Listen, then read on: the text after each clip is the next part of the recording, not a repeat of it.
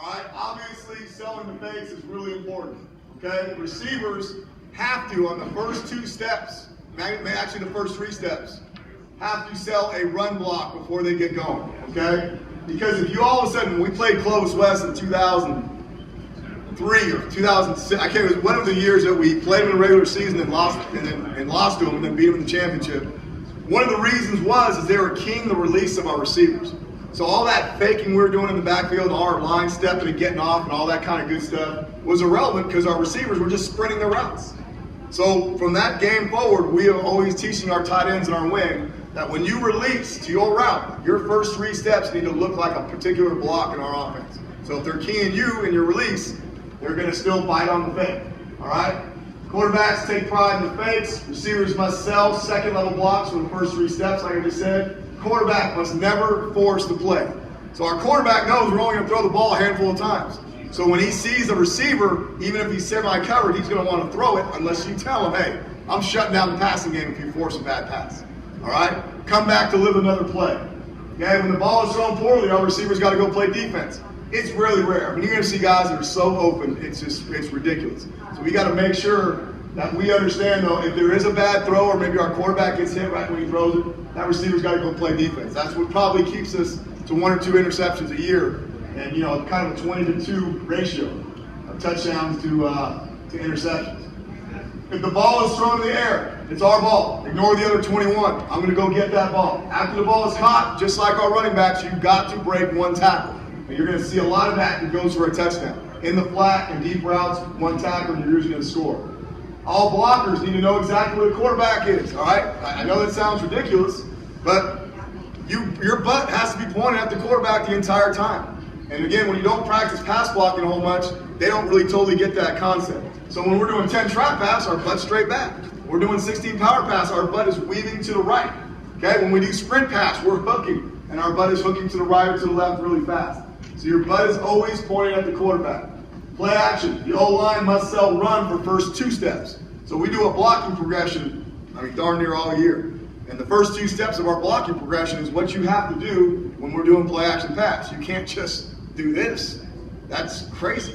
And if you're an uncovered guy, you're even more noticeable. So if you're an uncovered guy, you got to fake a double team and still check that linebacker if the kid comes on a delayed blitz. And I'll show you a great example of that in the first clip.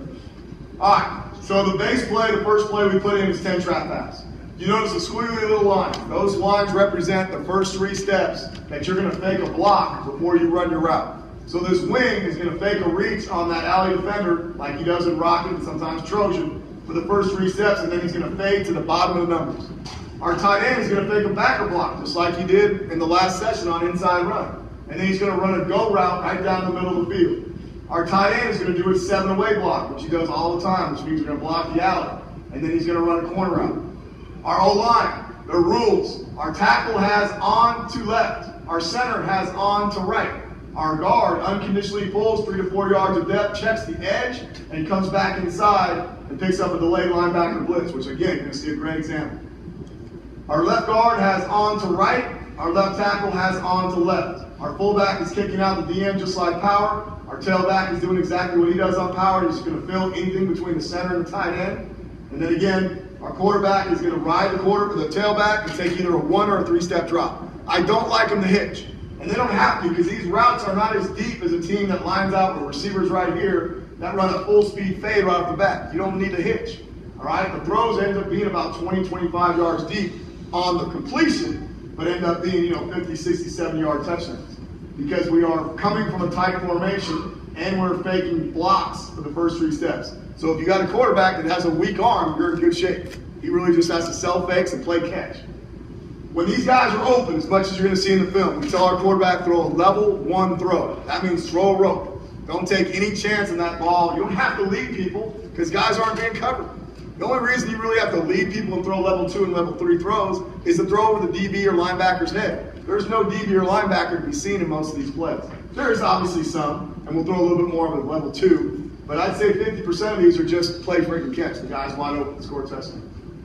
Okay, so with the rules, like I said, our right tackle has on the left. Someone's on, he's blocking here. Our tailback's filling for the guard, blocking anywhere between the center and the tight end. This is really important. When you have an uncovered man, he's got to fake a double team.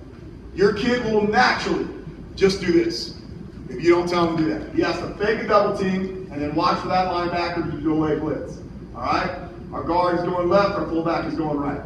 Okay, everything's the same. Now, probably the best route, especially when I was in close, we went through this 10-year period where this route would hit 4 or 5 times a year, just stupid amount of touchdowns. People are scheming this one a little bit more, but against cover 2 with any kind of T-shell, it's almost stealing. You do not want to, in this case, fake a block with your tight ends. They want to go right now because you want those safeties to, yes, read run, read pass, excuse me. And then this guy takes 3 steps like he's reaching that alley defender, and he runs a seam right down the middle, and it's just comical how open he'll get. The wheel. Okay, the wheel is always a combination with a post and a wheel next to it. The post is mostly a decoy route. You try to keep that safety from jumping the wheel or the fake part of the wheel. You have a one-on-one matchup here, but 9 out of 10 times you don't even need to do it because this kid bites on the run. So you're going to do an out and up. If the corner is trailing you, and you were this man right here, the wing, look back at the quarterback real quick and then run your fade. If the corner is not trailing you, just run the fade right now. Okay? Because when you look back, the corner's going to look back at the quarterback, and then you're going to be able to beat him. All right? Wing choice. Okay? Wing choice, you know, your wing is generally your best receiver, so I give him a little more choices than anybody else. We do this with max protection when teams are bringing, 8, 9 guys, and we just see somebody playing aggressive.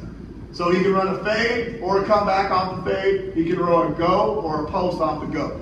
All right? He makes his choice at 8 yards. He cannot go deeper than 8 or else the quarterback has to wait for him too long. X choice. Probably never, still to this day, we've never run this part of the game. It's really just a go and a corner route. The corner is open so much, you barely even have to run the go. What I also like about the X choice is this fly motion that we put in there.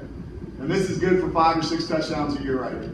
Again, it's a one route combination, so you have max protection blocking, but you got a lot of faking going on. And usually, this kid is going to either bite on the run, the power look, or bite on the fly fake. You got that guy wide open. Wide choice, we probably do this one the least. Okay, I like this because we can pull the tight end on the backside to get some tight end pulling in the passing game. And in all reality, we've never even hit this one in the game. All right, the wing comeback we've done a lot. This one is usually going to be a go, a corner, or a seam route. Okay, now, here's another thing. If you play a team multiple times during the season, it's probably a good idea that you guys do some different combinations of who blocks the perimeter. So the fullback in fill is going to block the backside, and the guard is going to block the play side. Because in all reality, you don't want them to do this. Let's go to our base run. You don't want them to say, hey, every time the guard pulls left and the fullback goes right with the tailback, it's either counter or pass. All right? And we had a team do it, and we killed them with counter, but we didn't complete a pass all game because their DBs went soft as soon as they saw that combination. So doing different guys blocking the perimeter, we'll usually have 3 in a season. So if we call fill, fullback goes left, guard goes right. Key breaker. Doesn't really matter as long as you got a guy blocking the right edge and the left edge. G. G means the left guard is going to block right and the fullback is going to block left. T means the tackle is going to block left and the fullback right. You don't need all 4 of those. You probably only need 2. Okay? I've had 3 in per season because, again, we play a lot of teams twice, especially our rival Concord High. We play them in the regular season for the league championship, and for 2 out of the last 4 years, we played them in the section championship. So they obviously study a lot of film on what we do. We beat them 7 times in a row, so they're adamant on beating us. So we have to have key breakers for teams like that. In all reality, you could probably just go the entire season with the guard going left and the fullback going right. But my point is probably good if you have a multiple team that you're playing, that you have a couple key breakers. Okay, here's an over formation. All right, this is a scheme situation for a team that we played twice a year, Concord High. We knew when we went over, that guy was going to man cover. And we knew we'd win the one-on-one matchup with this right here because he's going to be thinking run. So we're really running that wheel concept I just told you about, but now we're just doing it out of an over formation. He runs the post, and now he runs the wheel. And again, he bid on it, wheels wide open, level 1 throw, just get it to him and go.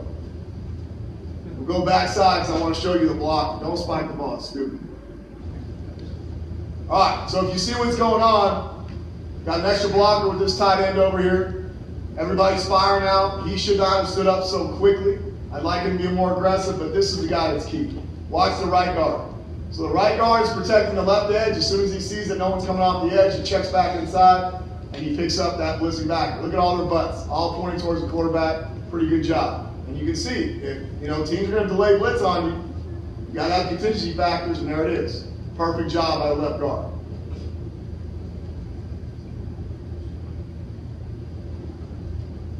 Talk about the mesh real quick. Looks just like power. Ride the guy all the way to your near knee. 1, 2, 3, don't hitch. Again, you don't need to hitch. Now this is wing choice, and my wing did a bad job. This is a team that was bringing 8, 9 guys. So we went max protection. Just got to beat one guy. And again, pretty good job. If you're a linebacker or lineman, you're seeing a lot of guys playing low. But let me go to the end zone angle. Here's your break one tackle, right? Got to break one tackle. This is really important to see though right here. All right, so my wing has a choice. It's 3 deep though. I know they don't really look 3 deep, but technically they are. They basically are trying to crowd the box as much as possible, and that's a great time to pass. But he is keying this guy, which is fine. But that guy takes the bait. Who's the next guy that can defend you? The free safety. So don't run the go, run the fade. He runs the go, now the safety kind of recovers. He still has to throw a level 2 throw down instead of a level 1, and now this guy is within 5 yards of him. If he would have ran the fade off this, that safety would not have even been near him. You're going to see that in a little bit.